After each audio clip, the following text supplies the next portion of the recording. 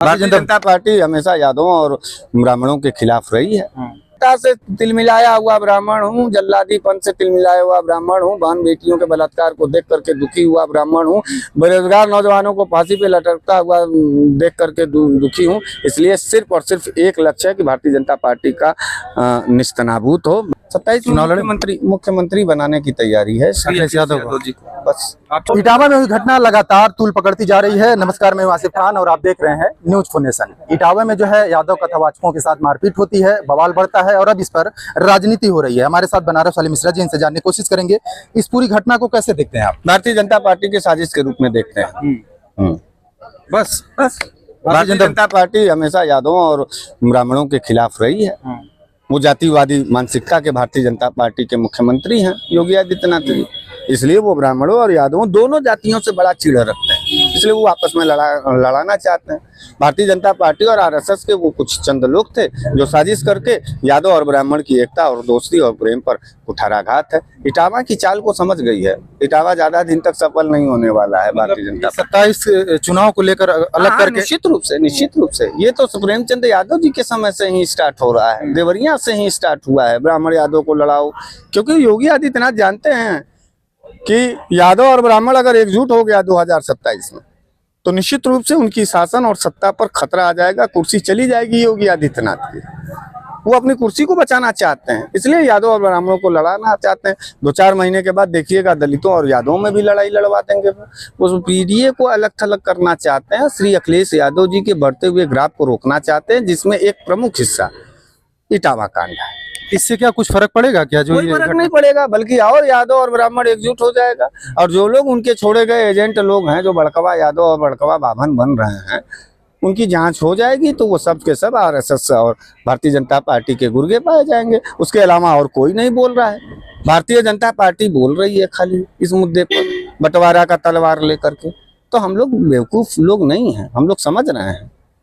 और भारतीय जनता पार्टी हमेशा जातिगत और धर्मगत की लड़ाई। अब बताओ, 10 साल से हम उन लोगों को हिंदू बना रहा था, और हिंदू जैसा ही बने तो हाथों में जब भागवत गीता और रामायण है तो छीन करके पेशाब करके बाल छिलवा दे रहा है।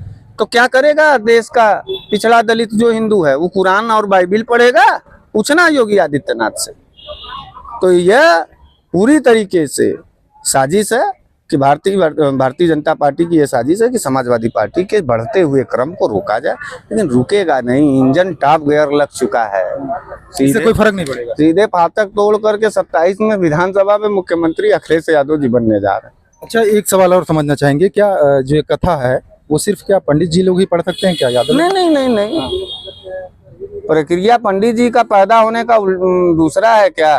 अब पिछड़ा और दलित दूसरे तरीके से पैदा होता है क्या इस दुनिया में? जब प्रक्रिया एक है तो चरित्र के आधार पर इसको भागवत और कथा और रामायण को पढ़ने का अधिकार मिलना चाहिए, कैरेक्टर के आधार पर। तो जो भी ब्राह्मणों की तरह स्वाभिमान और सम्मानी रहेगा वो पूरी तरीके से एकजुट रहेगा। बनारस में किसानों के साथ बड़ा अन्याय हो रहा है, आप खुद उस प्रदर्शन में शामिल हुए। हाँ। तो क्या है पूरा? किसान विरोधी भारतीय जनता पार्टी योगी आदित्यनाथ है तो का समर्थन देंगे? उनकी जमीनों को छीनना चाहती है, जिसके खिलाफ समाजवादी पार्टी एकजुट है और हम लोग वहां जाकर के लड़ रहे हैं। लड़ेंगे। 27 में क्या तैयारी आपकी? 27 चुनाव मुख्यमंत्री बनाने की तैयारी है अखिलेश यादव जी को। बस आप चुनाव लड़ेंगे? हमारा अखिलेश यादव जी जब लड़ रहे हैं तो हम लड़ रहे हैं। ये इस तरीके का बंटवारा वाला सवाल पत्रकार ना भाजपा में पूछना कि वहाँ मुख्यमंत्री अलग लड़ता है और वहाँ का विधायक और सांसद अलग लड़ता है। नहीं तो क्या आपको टिकट मिलेगा तो लड़ेंगे नहीं क्या? अरे हमको क्या मतलब? हम समाजवादी पार्टी के सिपाही, हमको हाथ में झंडा और चुनाव चिन्ह साइकिल से प्रचार करना है। समाजवादी कोई मोह माया नहीं है? कोई मोह माया नहीं है। क्रूरता से तिलमिलाया हुआ ब्राह्मण हूँ, जल्लादीपन से तिलमिलाया हुआ ब्राह्मण हूँ, बहन बेटियों के बलात्कार को देख करके दुखी हुआ ब्राह्मण हूँ, बेरोजगार नौजवानों को फांसी पे लटकता हुआ देख करके दुखी हूँ। इसलिए सिर्फ और सिर्फ एक लक्ष्य है कि भारतीय जनता पार्टी का निस्तनाबूत हो, भारतीय जनता पार्टी का नाश हो। और श्री अखिलेश यादव जी नहीं चाहते क्या मिश्रा जी की सड़कों पर लोगों की आवाज उठा रहे हैं तो विधानसभा में भी उठाएं? ये हमारा नेता तय करेगा। विभाग बटा रहता है, विभागाध्यक्ष अखिलेश यादव जी हैं, ड्यूटी लगा देंगे तो परीक्षा दे लेंगे। तो देखिए ये है थे बनारस वाले मिश्रा जी, जिनका साफ तौर पर कहना था कि अगर समाजवादी पार्टी उन्हें मौका देगी तो वो चुनाव लड़ेंगे और अखिलेश यादव अगर उन्हें टिकट देते हैं तो वो चुनाव लड़ेंगे। उन्होंने साफ तौर पर यह भी कहा कि कथावाचक जो है सिर्फ पंडित जी लोगों का ही हकदार नहीं है, उसे कोई भी कर सकता है। Asif Khan, news for nation, Lucknow.